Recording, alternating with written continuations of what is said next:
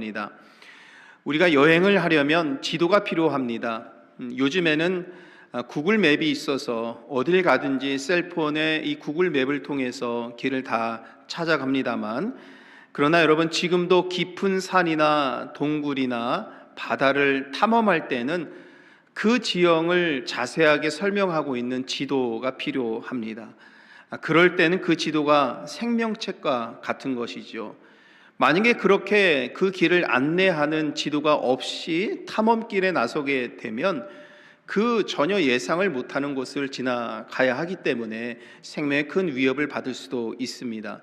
탐험하는 사람들에게는 그 지역을 자세하게 날씨까지도 이렇게 설명하는 지도가 꼭 필요한 것이죠. 우리들의 삶을 여행으로 본다면 혹은 탐험으로 본다면 우리에게도 삶을 위한 특별한 지도가 필요합니다. 물론 성경은 삶을 위한 지도가 되고 생명책이 됩니다. 우리는 성경을 통해서 우리는 삶의 길을 찾고, 그리고 목적과 의미도 찾을 뿐만이 아니라 우리가 마지막에 도착해야 되는 그 삶의 종착점은 어디에 있는지 우리는 성경이라는 이 지도를 통해서 배우고 알게 됩니다. 성경에는 이런 지혜가 있어서 우리의 인생 지도가 됩니다. 이렇게 성경에는 다양한 지혜와 지식이 담겨져 있고 또 영적인 길을 갈 수 있는 안내하는 그런 길들이 있음에도 불구하고, 우리들에게 이 많은 것을 제공함에도 불구하고 문제는 성경의 내용이 너무 광대하다라는 것입니다. 그래서 우리는 성경에 나와 있는 66권에 나와 있는 이 성경의 말씀들을 매년 읽고 또 설교를 듣고 성경 공부를 하고 연구를 해도 이 말씀이 정확하게 모든 것을 우리에게 어떻게 우리가 깨닫고 알 수 있는지에 대해서 우리는 날마다 신앙생활하면서도 고민하고 그렇게 생각을 합니다. 그래서 오래전부터 성경 66권의 핵심을 요약한 그 지도가 있었으면 좋겠다라고 생각하는 사람들이 있었고요. 그래서 이 기독교 신앙을 한눈에 보여주고 신앙의 핵심을 요약해서 가르치고 전수하는 데 있어서 꼭 필요한 것이 있겠다 해서 나온 것이 사도신경입니다. 사도신경은 성경의 가르침을 가장 간결하게 요약했을 뿐만이 아니라 하나님께서 주시는 이 구원 사역의 핵심을 압축한 그 신앙 고백이라고 볼 수가 있겠습니다. 또한 사도신경은 초대교회 성도들이 지녔던 신앙과 2025년을 살아가고 있는 2025년도에 신앙생활하고 있는 우리들과 같은 신앙 고백을 할 수 있도록 안내서가 되는 겁니다. 그렇게 보면 사도신경을 신앙 고백하는 이 땅의 모든 교회와 성도들은 시대를 넘어서서 지역을 넘어서서 시공간을 뛰어넘고 그것을 초월해서 같은 신앙을 고백을 하는 거죠. 우리들은 2025년 3월 첫째 주일날 샴봉 한인교회에 함께 모여서 예배를 드립니다. 지금 다른 나라 어딘가에서는 또 같이 예배를 드릴 겁니다. 아프리카에서, 아시아에서, 중동 어느 나라에서도, 아주 작은 공동체에서도 단 몇 명이 모여있는 공동체일지라도 함께 모여서 예배를 드리면서 사도신경을 고백하죠. 같은 내용, 같은 하나님, 같은 믿음의 안에서 우리는 신앙 고백을 하고 있는 겁니다. 이런 의미를 볼 때 사도신경은 시대와 공간과 이것을 다 넘어서서 하나님 안에서 우리가 같은 신앙의 고백을 할 수 있도록 우리를 안내해 주는 것이 사도신경이다라고 우리가 볼 수 있겠습니다. 그래서 우리 교회도 매주일 예배를 드리면서 사도신경을 고백하면서 예배를 드리고 있지 않습니까? 믿는 신자라면 사도신경을 알고 대부분 다 암기를 합니다. 저희들이 매주일 사용하고 있는 이 사도신경은 한국말에서도 사도신경이 몇 가지 버전이 있는데 저희들이 오랫동안 사용해 온 사도신경을 그대로 사용하고 있습니다. 요즘 다른 교회들 같은 경우는 새로 번역된 사도신경으로 고백을 하고 있는 교회들이 많이 있죠. 그리고 우리는 눈을 감고 암기를 해서 합니다만 요즘에 대부분의 교회들은 눈을 감지 않고 화면에 이 사도신경을 띄워놓고 같이 눈을 뜨고 같이 보고 읽으면서 사도신경에서 계시하시는 하나님의 뜻과 의미가 무엇인지를 되새겨 봅니다. 그러나 일부의 교회들에서는 주일날 사도신경을 고백하지 않는 교회들도 있습니다. 어떠한 교단, 그 교단 안에서도 일부 교회들이 그런 교회들이 있습니다. 왜냐하면 사도신경이 주기도문처럼 십계명처럼 성경에 그대로 나와 있는 내용이 아니기 때문에 주일날 고백할 필요가 없다라고 생각하는 교회들이 있는 거지요. 그럼에도 불구하고, 그런 교회임에도 불구하고 사도신경을 인정하고 사도신경 속에서 담겨져 있는 믿음만큼은 같이 인정하면서 고백을 하고 있지요. 사도신경은 사도들의 가르침을 가장 잘 보여주고, 그리고 기독교 신앙에 대한 가장 보편적인 신앙 고백문이기 때문에 대부분의 교회에서는 이 사도신경을 고백하면서 예배를 드리고 있습니다. 그리고 우리들의 신앙을 확인합니다. 현재 우리들이 사용하고 있는 이 사도신경은 꽤 오래된 역사를 지니고 있습니다. AD 200년경에 이때 당시만 하더라도 지금처럼 우리가 고백할 수 있는 사도신경 기도문이 정확하게 나와 있지 않은 시대, 이때만 하더라도 지금 우리가 믿는 것처럼 신학적인 체계가 잘 잡혀져 있지 않은 상태, AD 200년경에 AD 300년까지를 우리는 초대교회라고 이렇게 부른다고 본다라면 AD 200년경에 이미 교회에서는 세례를 받는 사람들에게 세 가지의 질문을 했습니다. 그 세 가지 질문이, 첫 번째는 당신은 전능하신 하나님 아버지를 믿습니까? 이렇게 질문했습니다. 두 번째는 당신은 예수 그리스도를 믿습니까? 세 번째는 당신은 성령을 믿습니까? 이렇게 초대교회가 세례를 받는 사람들에게 이 질문을 통해서 답을 받으면서 믿음을 확인하는 것입니다. 눈치가 빠르신 분들은 이미 이 세 가지의 질문을 보시고 아시겠지만 사도신경에서 우리들에게 알려주고 있는 우리가 믿어야 하는 하나님이 누구인지를 분명하게 말씀하고 있죠. 하나님, 예수 그리스도, 성령님. 그 외 사도신경 AD 325년에 니케아 신경으로 발전하고 451년에 칼케톤 신경으로 정리가 되면서 451년이 돼서야 예수님이 하나님의 아들이시고 예수님이 신성을 지니신 분이다라는 것을 공식적으로 선언하게 됩니다. 모든 교회들은 이 신앙의 고백 아래에서 같은 믿음으로, 통일된 믿음으로 함께 신앙 고백하고 신앙생활 해야 한다라고 451년에 결정을 내리게 되는 거죠. 이때 이후에부터 사도신경이 보편적인 신앙 고백문으로서 이렇게 인정을 받고 모든 교회가 고백을 하게 된 겁니다. 교회가 사도신경을 채택할 수밖에 없었던 이유는 모든 교회가 통일된 신앙 고백을 하기 위해서입니다. 당시에는 신학이 정립이 되고 체계화되기 이전이기 때문에 다양한 문제가 발생을 했었죠. 무엇보다도 예수님을 하나님의 아들로 인정하는 교회도 있고 인정하지 않는 교회들도 있고, 기독교 안에서, 교회 안에서도 여러 주장이 있을 수도 있고 여러 분파가 있을 수도 있었습니다. 이런 상황에서 교회는 동일한 신앙을 고백하여서 신앙의 통일성을 유지해야 할 필요가 있었던 것이죠. 이런 논의 과정 속에서, 이런 과정을 거치면서 교회가 이런 일을 겪으면서 사도신경이 나오게 된 겁니다.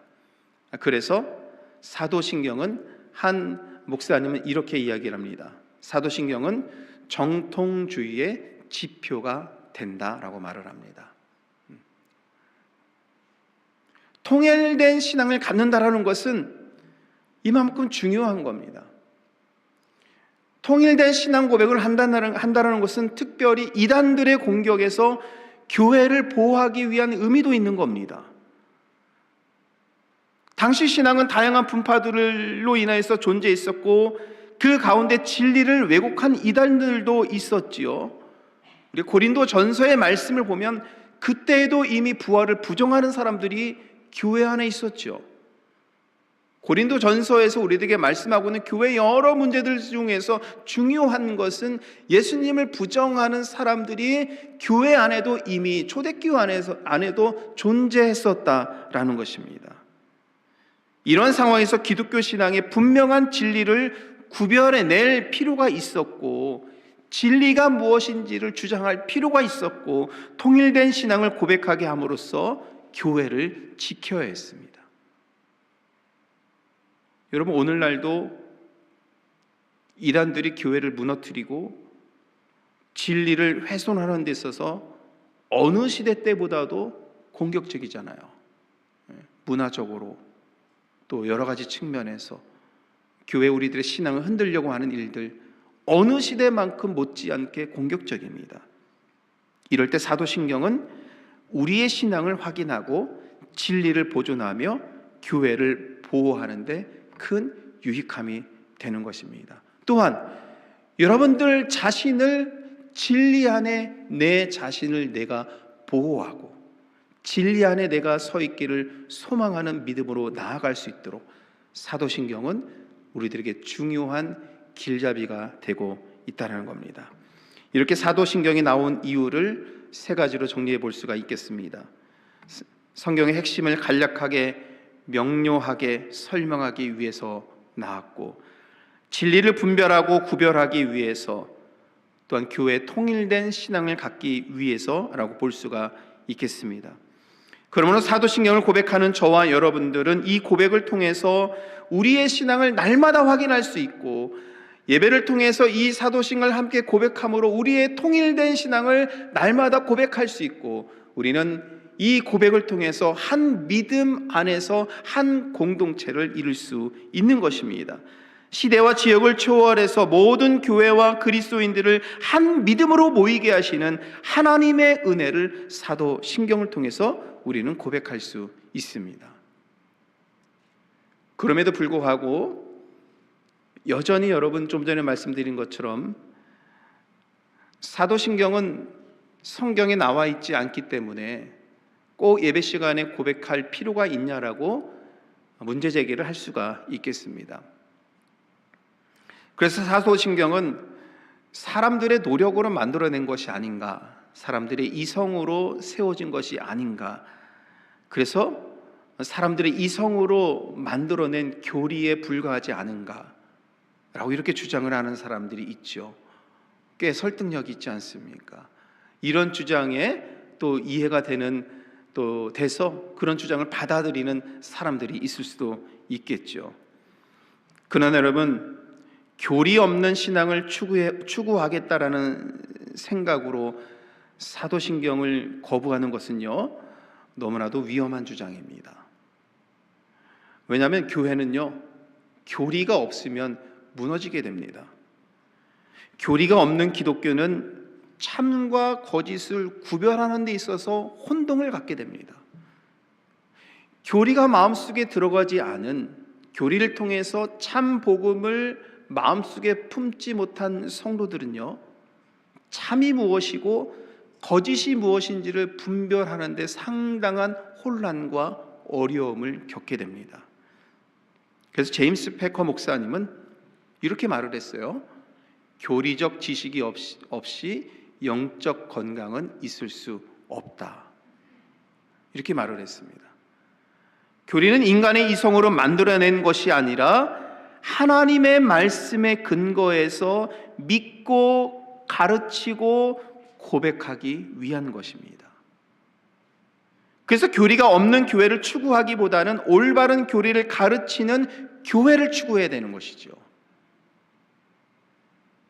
그래서 기독교 신앙의 핵심을 가르치는 사도신경은 교회가 인정하고 받아들인 신앙 고백문으로서 우리는 반드시 이 사도신경이 필요한 것입니다.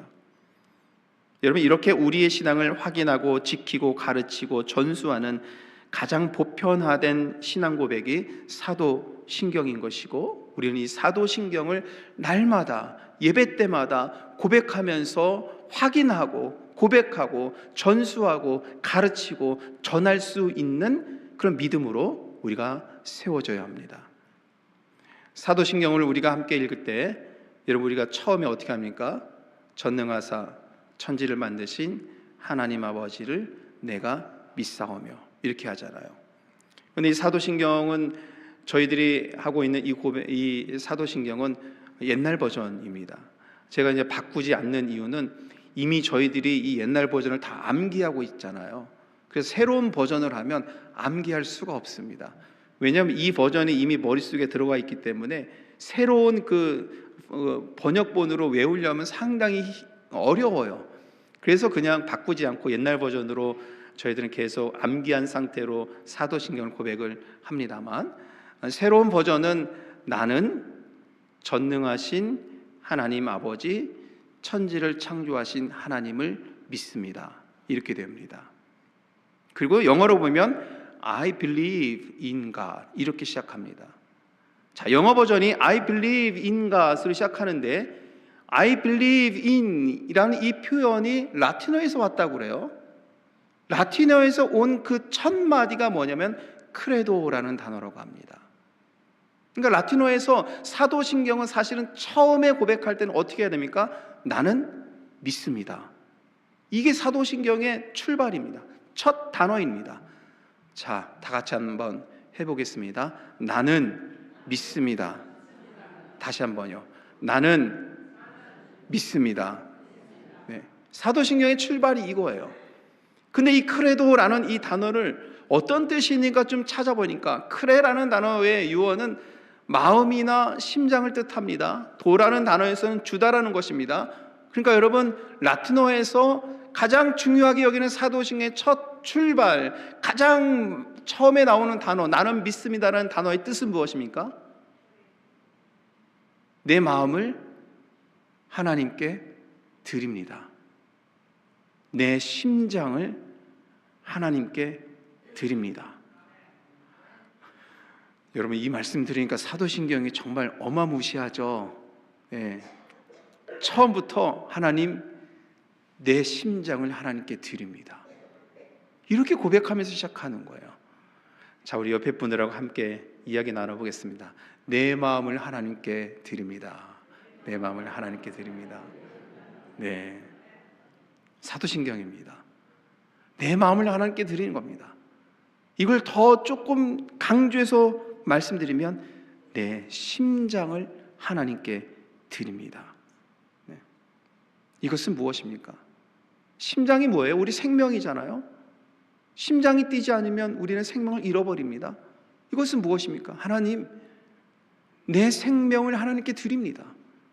사실 여러분, 우리가 매주일 사도신경을 고백하면서 이 고백을 하는 겁니다. 크레도, I believe in God. 나는 믿습니다. 하나님, 내 심장을 하나님께 드리면서 하나님을 믿습니다. 내 생명을 하나님께 드리는 믿음으로 하나님을 믿습니다. 내 삶을 하나님께 드림으로 하나님, 내가 이런 믿음으로 나아가겠습니다. 이런 신앙 고백이 사도신경에 담겨져 있는 겁니다. 여러분, 하나님을 전적으로 의지하는 삶이라는 것은 무엇일까? 내 생명을 다 드리는, 내 심장을 하나님께 드리는 삶이란 무엇일까? 오늘 사도 바울은 갈라디아서의 말씀 20절에서 우리들에게 이렇게 말씀하고 있습니다. 우리 20절 말씀 같이 읽도록 하겠습니다.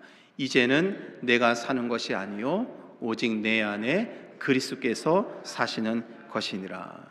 자, 이제는 내가 사는 것이 아닙니다. 사도신경 안에는 내 마음을, 내 심장을, 내 생명을, 내 삶을 하나님께 드리겠습니다라는 이 고백을 하는 것은, 이제는 하나님, 내 삶이 아니라 내 안에 살아계시는 예수 그리스도의 은혜로 살겠습니다. 좀 비유적인 표현이겠습니다만, 우리의 심장이 예수 그리스도의 것으로 바뀌었으니 예수님의 심장을 가지고 살겠습니다라는 이 신앙의 고백입니다. 여러분, 예수님의 마음을 가지고 살겠습니다라는 신앙의 고백이 여기에 담겨져 있는 것이지요. 어떠한 때라도 우리의 예수님의 심장을 가지고 살아가기 때문에 생각하는 것도, 행동도, 말투도, 생업의 현장이라도, 교회라도, 가정이라도, 여행할 때나, 심지어는 싸워서 너무나도 속상하고 아프고 상처받았을 때라도, 실패했을지라도, 성공했을지라도 예수님의 심장을 가지고 살아가겠습니다. 예수님처럼 생각하고 예수님처럼 그 마음을 가지고 예수님처럼 이 땅에서 살겠습니다. 이 고백이 여러분 크레도라는 이 단어 속에 담겨져 있는 겁니다. 우리가 사도신경을 고백하는 매주마다 우리는 이 심장을 갖겠습니다. 이 은혜로 살겠습니다. 라는 신앙을 고백을 우리가 하고 있는 것이죠. 특별히 사도신경은 이런 신앙 고백을 하게 하면서 우리들의 신앙의 대상이 누구인지를 분명하게 우리들에게 가르치고 있습니다. 저는 늘 여러분께 말씀을 가끔이라도 강조를 드렸어요. 신앙생활하면서 우리의 믿음의 대상이 누구인지를 분명히 해야 된다. 이것을 늘 말씀을 드렸습니다. 우리가 간혹가다 혼동될 경우가 있습니다. 하나님이 아닌 다른 것이 하나님으로 둔갑이 되는 경우가 있습니다. 심지어는 교회 건물이 하나님처럼 되는 경우도 있어요, 여러분. 그리고 건강이 하나님이 되는 경우가 있어요, 신앙생활하다 보면. 또 성공이라는 것이 하나님처럼 둔갑이 되는 경우가 있습니다. 우리 스스로도 이런 오류에 빠질 수 있는 것이죠. 초대교회 성도들은 AD 200년경부터도 초대교회 성도들은 이것을 너무나도 잘 알았던 것이죠. 자신들도 나태한 신앙 가운데 있으면 이런 오류에 빠질 수 있다는 것을 알았기 때문에, 그리고 여러 주변의 환경들 속에서 우리가 믿는 하나님 이 진리를 구별해내어서 매주일마다 예배를 드리면서 이것을 고백함으로 내 신앙을 확인하고 결단해야 될 필요가 있었던 것이죠. 그래서 특별히 사도신경에서는 우리가 믿어야 하는 신앙의 대상이 누구인지를 우리들에게 말씀합니다. 그래서 사도신경은 이렇게 고백합니다. 나는 하나님을 믿습니다. 여러분 아멘 하시길 바랍니다. 나는 하나님을 믿습니다. 또 이렇게 고백합니다. 나는 예수 그리스도를 믿습니다. 또 고백합니다. 나는 성령님을 믿습니다. 이 진리잖아요, 여러분. 사도신경에서 우리에게 가르쳐주는 것이 진리잖아요. 성부 하나님, 성자 예수님, 성령님을 믿는 것이 기독교 신앙입니다. 우리들의 신앙입니다. 여기에 어떤 것도 우리가 양보할 수 없고 삼위일체 하나님을 믿는 것이 우리 신앙의 가장 중요한 것이고 우리가 믿어야 되는 하나님이고 이것을 가르치고 전수해야 됩니다. 우리 자녀들에게 전수해야 되는 것이고 세상에 널리 퍼뜨려야 되는 것이죠. 그래서 사도신경의 하나님을 믿으면 흔들릴 수가 없습니다, 여러분. 그렇지 않을 경우가 흔들리는 거예요. 요즘 살아가다 보면 믿음에 대해서 혼동이 되는 경우가 참 많이 있죠. 좀 극단적인 예를 한 가지를 들어보겠습니다. 우리 한국에서는 통일교가 있어요. 최근 이단 상담 연구소의 조사에 의해서 나온 것 중에 하나가 통일교회 문성면 씨가 몇 년 전에 죽었죠. 지옥에 갔을 거라고 추측합니다. 저는 이렇게 이 땅에서 하나님의 이름을 그렇게 욕되게 한 사람이 죽어서 지옥에 갔을 거라고 저는 그렇게 생각을 하는데, 통일교회 문성명 씨가 죽은 이후에 그의 아내인 한학자 씨를 신격화하기 시작합니다. 그래서 지난 2025년 1월 31일 날 그들의 예배에서 그들의 성도들에게 기도를 마무리할 때 Holy Mother 한이란 이름으로 기도를 마무리하게 이렇게 지침을 내립니다. 그래서 통일교 본부에서 모든 교회들에게 앞으로 기도할 때는 Holy Mother 한으로 기도를 마치도록 이렇게 지침을 내려서 모든 교회들이 그렇게 하기로 이렇게 했다고 합니다. 그러니까 우리가 기도할 때 예수님의 이름으로 기도합니다. 예수 그리스도의 이름으로 기도합니다. 왜? 우리의 기도를 응답하실 분이 예수님이시기 때문에 우리가 이렇게 기도하잖아요. 근데 그들은 그렇게 기도하지 않고 Holy Mother 한의 이름으로 기도합니다. 이렇게 마치는 거죠. 그러니까 제가 좀 극단적인 예를 여러 번 들여서 말씀을 드렸습니다만 우리들의 신앙의 대상이 하나님, 예수님, 성령님이라는 것을 분명하게 날마다 고백하고 확인할 필요가 이런 때 있는 겁니다. 혼란스럽죠? 그런데 여러분 여기에 빠져드는 사람들이 왜 있을까요? 여기에 빠져들어서 여기에 같이 동조하는 사람들이 왜 있을까요? 자기 신앙에 대한, 자기가 믿어야 되는 하나님이 누구인지에 대해서 혼동이 오기 때문입니다. 초대교회는 AD 200년부터 이 고민이 있었던 겁니다. 교회는 계속해서 이단과의 싸움을 끊이지 않는 역사를 지니고 있습니다, 여러분. 초대교회 성도들도 교회 안에서도 부활을 부정하는 사람들이 있었고 예수님을 부정하는 사람들이 있었는데, 그런 사람들과 끊임없이 진리를 구별해내면서 예수님이 우리 하나님의 아들이신 것을 고백하게 하고 이것을 믿으면서 진리를 지켜왔던 이 역사가 교회 역사이라는 것이죠. 이 싸움은 지금도 끊이지 않는 겁니다. 우리는 사도신경의 이 신앙의 전통을 통해서 예수님이 하나님의 아들이신 것을 구별해내고 이 진리를 갖고 이 진리를 세울 수 있는 교회와 성도로 우리가 세워져야 될 줄 믿습니다. 좀 극단적인 예로 통일교회 한학자 시를 들었습니다만, 좀 전에 얘기 드린 것처럼 우리들의 신앙의 대상을 분명히 해야 될 필요가 있는 것이, 다른 것이 하나님의 이름으로 둔갑될 수가 있습니다. 팀 켈러 목사님이 그래서 하나님의 이름으로 둔갑된 만들어진 신이라고 이렇게 말을 드렸잖아요. 우리가 정말 성경에서 계시하시는 하나님을 믿어야 되는데, 그렇지 않고 하나님이라는 이름을 가지고 다른 것을 우상시하여서 살아가는 그런 신앙의 모습을 보면서 팀 켈러 목사님은 만들어진 신이다 라고 이렇게 말을 했습니다. 결국 여러분, 사도신경은 우리는 지금 신앙생활 하면서 이 사도신경을 통해서 우리들의 신앙을 분명히 하는 신앙을 가져야 될 필요가 있습니다. 결국 오늘 우리가 사는 믿음의 모습은 무엇인가? 오늘 사도 바울은 갈라디아에서 말씀 속에서 다시 한번 확인해 주고 있습니다. 우리 20절 후반부의 말씀 같이 한번 읽도록 하겠습니다. 나를 사랑하사 나를 위하여 자기 자신을 버리신 하나님의 아들을 믿는 믿음 안에서 사는 것이라. 네. 사도 바울은 분명히 말씀을 합니다. 하나님을 믿어야 되고 그 하나님의 아들이신 예수님을 믿어야 되는데, 사도신경에 다 나와 있는 내용이죠. 예수님이 누구신가? 나를 사랑하신 분이다. 그리고 나를 위하여서 자기 자신을 버리신 분이다.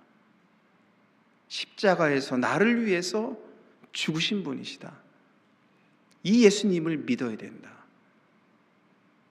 여기에 우리 생명이 있다. 하나님을 믿고 그의 아들을 믿는 믿음 안에서 우리는 살아야 하는 것이죠.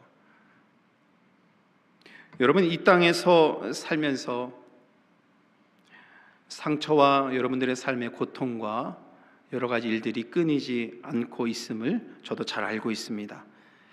우리들에게 닥쳐오는 여러 이 삶의 문제들을 우리는 정신적인 승리로만 해결할 수가 없습니다. 꼭 정신적인 문제로만, 정신의 강함으로만 해결하려고 하면 그 영적인 목마름을 채워지지 않는 그 목마름 속에서 꼭 낙담하게 되고 실망하고 쓰러지게 되죠. 우린 전능하신 하나님 아버지의 도움이 반드시 필요한 존재입니다. 물론 하나님은 우리가 겪는 고통에 대해서, 우리가 겪고 있는 이 아픔과 슬픔과 상처에 대해서 하나님께서는 하나하나 일복요연하게 답을 주시는 않으십니다. 그러나 우리가 하나님을 향한 믿음을 바로 세울 때 하나님은 우리가 아픔과 절망에서 살게 하지 않으시고 이 고통에 맞서서 하나님 의지에서 희망과 용기와 꿈으로 살도록 우리를 인도하십니다. 사도신경은 우리가 이 하나님 아버지를 향한 믿음을 바로 세우도록 우리를 인도합니다.